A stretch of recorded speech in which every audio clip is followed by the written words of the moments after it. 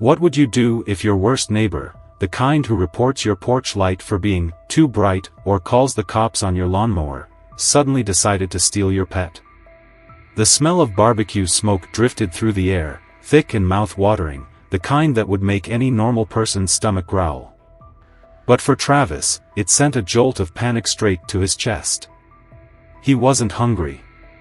He was terrified. Because he knew that somewhere in the middle of all that delicious grilling, nestled between overpriced steaks and organic rosemary seasoned chicken, was something that should not be there. Something with 4 tiny hooves, a fluffy white coat, and the most innocent big-eyed stare. Marshmallow. Just this morning, Marshmallow had been safe in his pen, happily chewing on an old rope like it was the greatest treasure on earth. Now he was gone. No broken locks. No sign of a struggle. No little hoofprints leading into the woods. Just gone. Travis had searched everywhere, the barn, the pasture, even crawled under his truck in case his mischievous little goat had decided to take a nap in the shade. But deep down, he knew this wasn't an accident. Someone had taken him. That someone had a name. A shadow fell over the fence line, and Travis turned to see Mr. Buckley, his ever-watchful, always nosy neighbor, standing there like he had just discovered a secret only he was wise enough to share. The old man chewed on a toothpick, his eyes squinting like he was enjoying whatever trouble he was about to stir up. "Saw your goat this morning, Travis," he said slowly, dragging out the words for effect. Karen was carrying him like a sack of potatoes. Looked real pleased with herself, too. For a moment, Travis just stood there, his stomach sinking into his boots. Karen. Of course, it was Karen.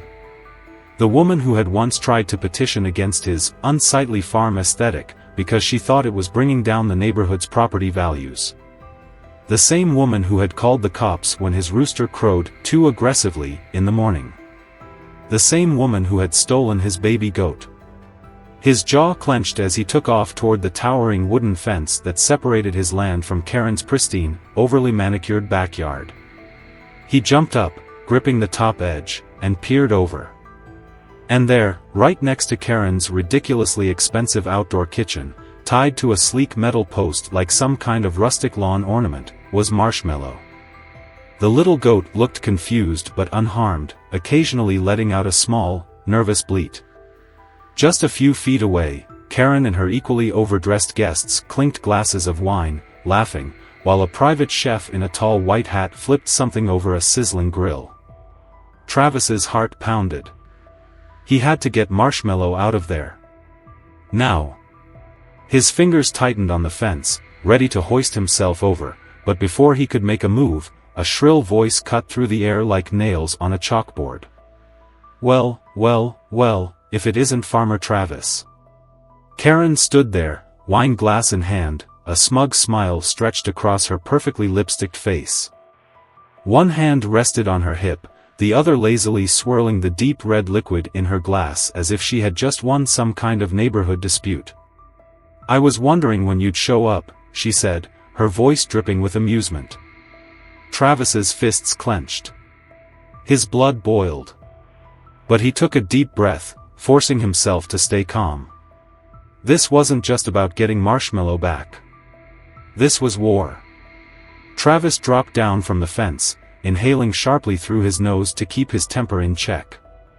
Every muscle in his body screamed at him to jump over, untie Marshmallow, and march straight out of Karen's backyard, but he knew better. Karen thrived on conflict, and if he lost his cool, she'd find a way to twist the situation in her favor. Instead, he straightened his shoulders and strode toward the gate. Karen stood there waiting, still swirling her wine like some kind of suburban royalty presiding over her kingdom. Behind her, the guests barely paid attention, too absorbed in their conversations, their expensive watches glinting under the patio lights. Travis forced a calm he definitely didn't feel. "Give me back my goat, Karen." She let out a laugh, ***, a slow, syrupy sound that made his blood boil, ***, "Oh, Travis, don't be so dramatic. I rescued him. He was wandering near the road. I couldn't just leave him there, could I? Travis's jaw tightened. That's funny, he shot back. Because my fence is still locked, and my cameras didn't pick up any wandering. Karen waved a dismissive hand. Technicalities. Anyway, you should be grateful. We're hosting a beautiful, exclusive barbecue, and I figured he'd make a wonderful addition. The words hit Travis like a slap. His stomach twisted. He looked past her, to where Marshmallow was still tied up, his little body tense, ears flicking nervously. Karen smirked. Oh, don't look so horrified. People eat goat all the time. It's a delicacy. Marshmallow let out another soft, frightened bleat, as if he understood exactly what she meant. Travis clenched his fists so hard his nails dug into his palms. Every instinct screamed at him to march over there and put an end to this right now. To grab her stupid wine glass and dump it over her head. But no, that wouldn't get him what he wanted. Karen would call the cops in a heartbeat and somehow make herself the victim. He needed a better plan. He took a slow breath. All right, Karen, he said, keeping his voice even. Let's be reasonable. That goat belongs to me. You can't just steal him. Karen rolled her eyes, taking a slow sip of wine. Oh, Travis, it's just a goat. His vision blurred with rage. Just a goat. Just a goat, the little animal he had raised from birth. The one he had stayed up all night with when he got sick. The one he had built an entire play structure for in the barnyard, complete with tiny ramps and a miniature slide. Karen wouldn't understand that. She never could. She smirked again. Look, you're welcome to stay. We've got plenty of food. You might even enjoy it. Travis inhaled sharply, forcing himself to think. Storming in and grabbing Marshmallow wasn't an option. Karen had too many people around, people who, like her, didn't see a difference between a pet and a piece of meat. He needed to hit her where it hurt. Then, like a gift from the heavens, he spotted it, ***, a decorative sign, propped up on a table next to the grill, ***. It had a sleek QR code printed on it, next to elegant script that read, "Follow my exclusive barbecue experience on social media." And suddenly, everything clicked. Karen loved attention, she lived for it. The carefully curated Instagram posts, the live-streamed cocktail parties, the way she went out of her way to make sure everyone knew how perfect her events were. Travis smirked, stepping back. You know what, Karen, he said slowly. You're right.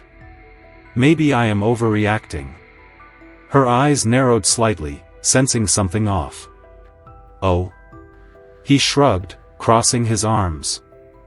I mean, if this is such a high-class event, I should be honored that my goat is the star of the show. He nodded toward her sign. I bet your online followers would love to see this. Karen's smirk widened, her ego taking the bait. Obviously. I have some very important people watching. Perfect. Travis pulled out his phone. Well then, he said, let's make sure everyone sees it. He scanned the QR code, immediately pulling up Karen's live stream. As expected, the chat was filled with viewers, fans complimenting the luxurious setting, asking about recipes, praising the farm-fresh ingredients. Oh, they were about to get one hell of a shock. With zero hesitation, Travis took a screenshot of Marshmallow, still tied up beside the grill. Then he uploaded it to every local group he could find. Mobile phone with arrow, Karen from Maple Street stole my baby goat and is about to cook him live on camera. Somebody stop this madness. Then he made 2 quick calls. First, to a local animal rights group, the kind that takes cases like this very seriously. Second, to the cops. Because unlike Karen, he actually had proof. Karen, still oblivious, was sipping her wine, basking in the attention of her guests. You know, Karen, Travis said, barely hiding his grin, I think this is going to be your most popular barbecue yet. Because in exactly 10 minutes, her entire world was about to explode. Karen had no idea what was coming. She stood there, basking in the glow of her self-importance, twirling her wine glass between manicured fingers as if she had already won whatever unspoken battle was happening between them. The problem was, she had no idea how many enemies she was about to make. Travis slid his phone back into his pocket, forcing his expression into something neutral, something she wouldn't question. The comments were already rolling in on her live stream, a steady trickle of confused and concerned viewers starting to take notice of the fluffy white goat tied up near the grill. Some were asking if it was a joke. Others weren't so patient. Travis didn't leave things to chance. He needed backup, and he needed it fast. He called Riley first. She didn't even let him finish before she said, "Oh, hell no. I'm on my way." And that was all he needed to hear. Next was Connor, Riley's 12-year-old brother, who had been born for chaos. "How fast can you get here?" Travis asked. Connor laughed on the other end. "Fast enough. Do I need to bring supplies?" Travis smirked. "You know what? Yeah. Bring marshmallows." By the time Riley pulled up in her dented blue truck, she already had a plan in motion. "All right," she said, hopping out and yanking a large plastic container from the passenger seat. "I mixed up the sourest, most undrinkable lemonade on the planet. If Karen even pretends to like it, she's lying. That should buy you some time." Connor wasn't far behind, already loading up his slingshot with fluffy white ammo. "I don't know how much experience you have with psychological warfare," he said, grinning, "but nobody likes getting hit in the face with a sticky marshmallow." Travis glanced at the gate. Karen was still busy with her guests, still completely unaware of what was coming. "All right," he said, adjusting his hat. "Let's do this." Riley strolled up the driveway like she belonged there, carrying a tray of lemonade in front of her like she was running a pop-up shop. "Evening, everyone," she called, bright and cheerful. "Would you like to try some hand-squeezed, ethically sourced, farm-fresh lemonade?" Karen visibly recoiled. "Are you seriously selling drinks right now?" Riley smiled, her eyes full of something sharp and dangerous. "Oh, absolutely. And let me tell you, it's so exclusive, only the most refined palates will appreciate it." That did it. Karen's ego wouldn't let her not prove she had the most refined taste in the neighborhood. She sniffed, flipping her hair. "Fine. I suppose I could try a sip." Travis barely contained his grin the second the liquid hit Karen's tongue. Her entire body tensed. She made a sound that was somewhere between a dying cat and a fire alarm, and for the first time in his life, Travis saw genuine panic in her eyes. She spat it out violently, right onto her expensive outdoor furniture. "What the hell is this?" she gasped, clutching at her throat. Riley put on her best innocent expression. "Oh no, did you get the extra bold batch? You must have a very sensitive palate." Karen was still coughing, her guests now looking at her with mild horror. That's when Connor made his move. Hidden behind a row of bushes, he pulled back his slingshot and let the first marshmallow fly. It struck one of Karen's guests square in the forehead. The man, mid-sip of wine, choked in surprise, spilling red liquid down the front of his blazer. "What the?" Another marshmallow launched through the air, hitting Karen in the back of the head. Travis bit his tongue to keep from laughing as the sticky lump of sugar clung to her perfectly styled blonde bob. Karen froze, spun around. And got hit again, this time right on the shoulder. That's when full-blown chaos broke loose. Her guests, now thoroughly rattled, scrambled to dodge the unexpected sugary assault. Someone knocked over a glass of wine, spilling it across the table. Another guest yelped as a marshmallow splattered against his shirt. The chef, who had been calmly grilling moments ago, dropped his tongs and immediately began packing up his knives, clearly deciding that his career wasn't worth whatever was happening here.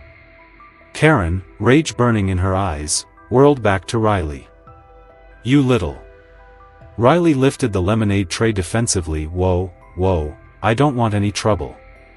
Asterisk asterisk too late, asterisk asterisk, Karen shrieked, swiping at the marshmallow still stuck in her hair. This is an attack. That's when Travis made his move. While Karen was still flailing, still distracted, he slipped through the side gate, staying low and fast. Marshmallow perked up instantly when he saw him, letting out a relieved little bleat. "All right, buddy," Travis whispered, untying the rope. Asterisk asterisk, let's get you out of here before you become someone's main course, asterisk asterisk. He barely had time to scoop the goat into his arms before Karen's shrill voice cut through the madness. Asterisk asterisk, and just where do you think you're going, asterisk asterisk. Travis turned slowly, adjusting his grip on Marshmallow. Karen stood there, her hair slightly frizzed, her dress splattered with lemonade, and a sticky marshmallow still clinging to her shoulder. She looked furious. Her eyes locked onto the goat in his arms, and realization dawned across her face. She took a step forward. "You think you can just waltz in here and take him back?" Travis, utterly unimpressed, raised an eyebrow. "You mean the goat you stole from me?" "Yeah. That's exactly what I'm doing."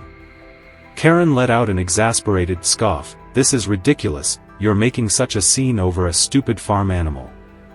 Do you know how much effort I put into planning this event? The influencers I invited? The reputation I built?" Travis gave her a slow, almost pitying smile.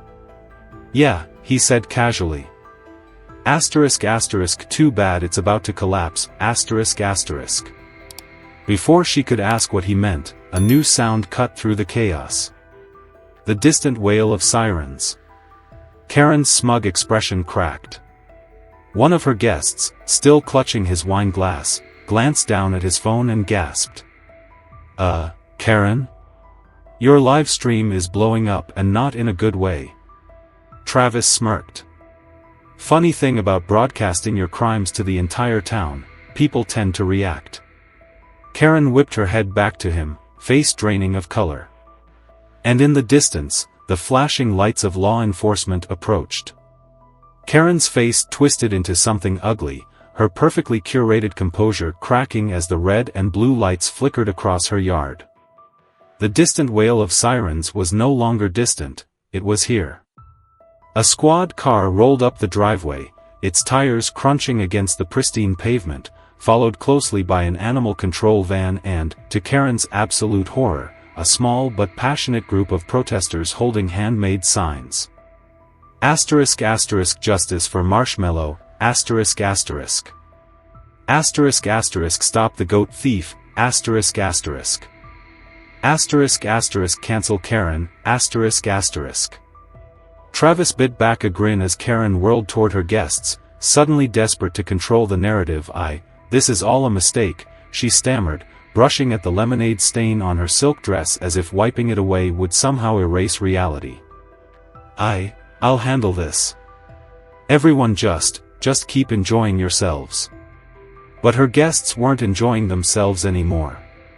Some were checking their phones, reading the flood of angry comments still rolling in on her live stream.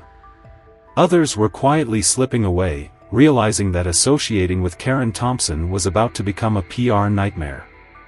Even the chef, who had once been tending the grill with professional indifference, was now subtly packing up his knives. One of the officers stepped out of the squad car, looking thoroughly unimpressed. "Karen Thompson?"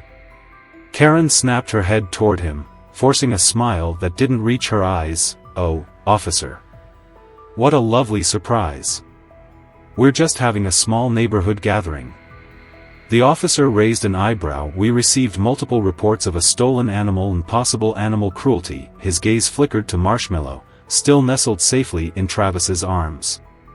"Sir, is this your goat?" Travis nodded, holding Marshmallow a little tighter. "Yep.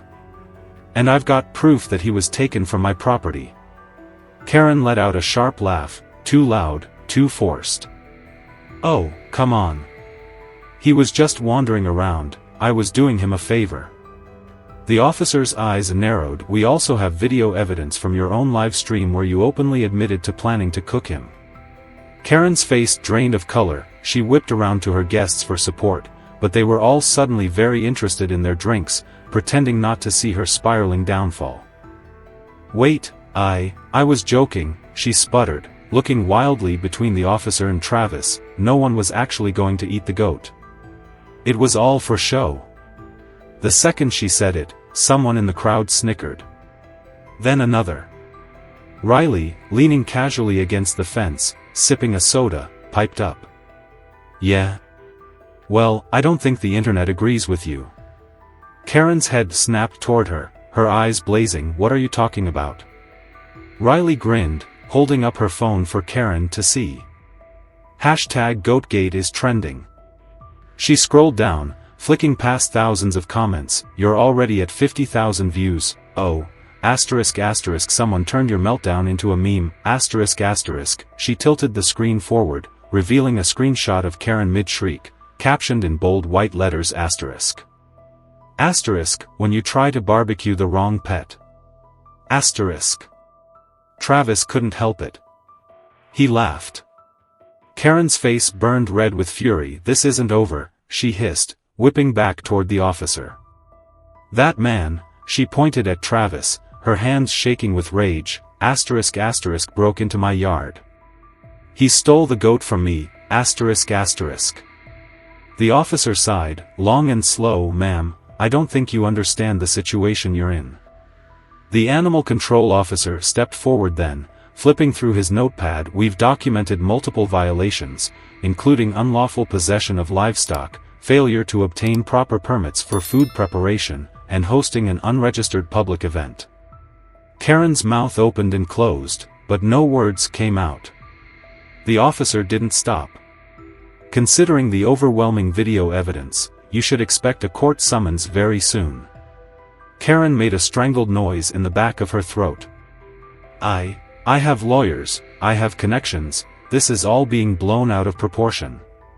Another cop let out a dry chuckle. "Yeah, well, good luck convincing a judge that it's totally normal to steal your neighbor's pet and put it on a grill for a live-streamed dinner party." Karen let out a frustrated scream, whirling on the few guests who had the misfortune of still being there. "Why aren't any of you saying anything? Do something."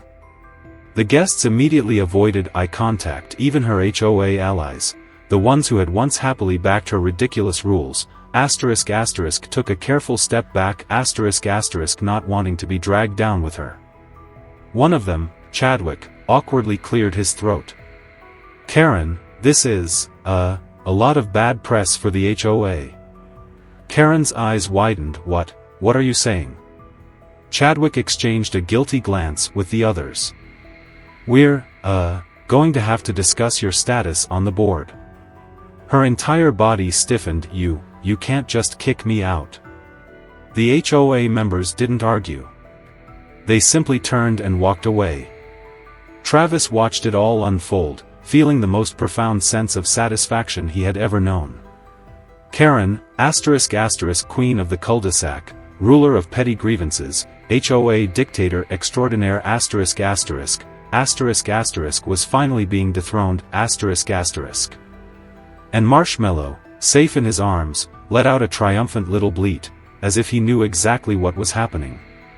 For the first time all night, Travis let himself relax. He looked at Riley, who was still scrolling through her phone with an amused expression. "So," he said, adjusting his grip on the goat, "how bad is it?" Riley grinned, ***, bad, ***. She flipped her phone around so Travis could see. Karen's live stream was still blowing up, her comments section filled with people ripping her apart. Sponsorships were dropping, influencers were publicly distancing themselves, the HOA was abandoning ship. Her perfect, polished reputation? Up in flames. Karen stood there, frozen, staring at her phone as the full weight of her downfall settled in. Travis adjusted his hat, turned on his heel, and walked toward the gate. "Good luck cleaning this up," he said over his shoulder.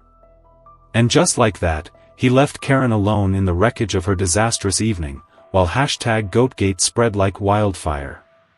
Travis didn't look back as he stepped through the gate, the sounds of Karen's meltdown fading behind him. Marshmallow wiggled in his arms, letting out a soft bleat, as if sensing the danger had passed. Riley and Connor were right behind him, grinning like they had just pulled off the greatest stunt in town history. The second they reached Travis's property, Riley let out a victorious laugh. That, she declared, was beautiful. Connor pumped a fist in the air.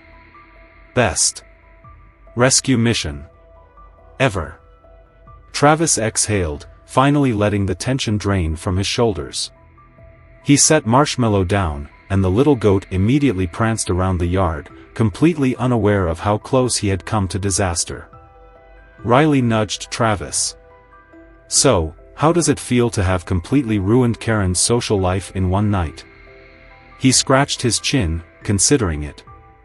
You know, he said, smirking, I think I could get used to this whole hero thing. Connor grinned. We should make Marshmallow famous. Travis raised an eyebrow. You want to give a goat a social media account? Riley snapped her fingers.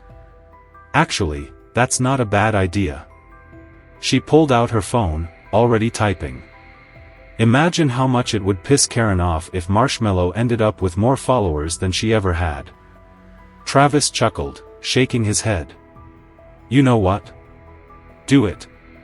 And just like that, at the real Marshmallow Goat was born. By the time Travis locked up for the night, the account had already gained hundreds of followers. The next morning? Thousands. By the end of the week? Marshmallow had more fans than Karen ever did. Travis didn't bother checking in on Karen, but he didn't have to. Her downfall was playing out for the entire world to see. Her live stream had been archived, shared, and memed into oblivion. Every local news station had picked up the story, and by the time the HOA officially announced her removal from the board, she had already deactivated her social media in a last-ditch effort to stop the bleeding. But the internet never forgets. And neither did Travis. As he leaned against the fence that evening, watching Marshmallow happily chew on a piece of rope, he felt something he hadn't in a long time. Peace. Karen had spent years trying to control the neighborhood. She had pushed her rules, her power, her superiority on everyone she could. And now? She had nothing. Travis exhaled, shaking his head with a grin. What a shame. Marshmallow bleated in agreement. Because at the end of the day, the biggest lesson of all was simple. Never steal a man's goat. But what about you? Have you ever dealt with a power-hungry HOA or a neighbor from hell? Share your stories below, let's see who had it worse.